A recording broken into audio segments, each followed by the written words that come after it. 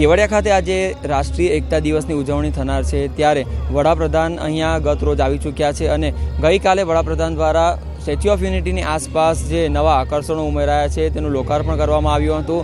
ત્યારબાદ એકતા ક્રૂઝ જે શ્રેષ્ઠ ભારત ભવનથી સ્ટેચ્યુ ઓફ યુનિટી સુધીને જે સફર શરૂ કરવામાં આવી છે તેનું પણ લોકાર્પણ કર્યું હતું અને સાંજે વડાપ્રધાન દ્વારા સરદાર સરોવર નર્મદા બંધ ખાતે જે લાઇટિંગ કરવામાં આવ્યું છે તેનું નિરીક્ષણ અને લોકાર્પણ કરાયું હતું। આજે સવારથી જ એકતા પરેડની તૈયારીઓ શરૂ થઈ ગઈ છે। આપ તસવીરોમાં જોઈ શકો છો જે આપણી સુરક્ષા ટુકડીઓ છે તેઓ એકતા પરેડ માટે તૈયાર છે। તેઓએ તમામ પ્રકારની તૈયારીઓ કરી દેવામાં આવી છે।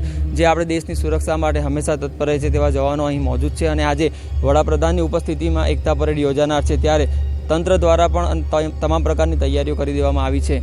હાલ થોડાક જ સમયમાં વડાપ્રધાન અહીં આવશે અને એકતા પરેડનું નિરીક્ષણ કરશે। ત્યારબાદ તેઓ ભારતનું સૌપ્રથમ સી પ્લેન જે કેવડિયાથી અમદાવાદ સાબરમતી રિવરફ્રન્ટ સુધી સુવિધા શરૂ થવાની છે તેનું લોકાર્પણ કરી સી પ્લેનમાં બેસીને અમદાવાદ જવા રવાના થશે।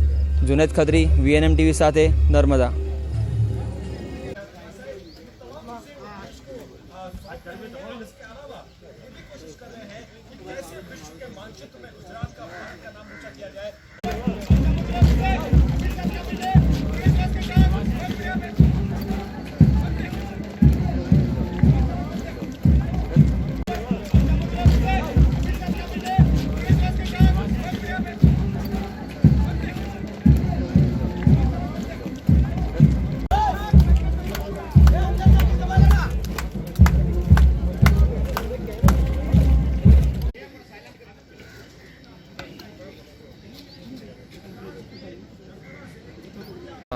कौन से सर्वर में कनेक्ट करना है मुझे बताओ। रिमोट पर ले ली तो ना।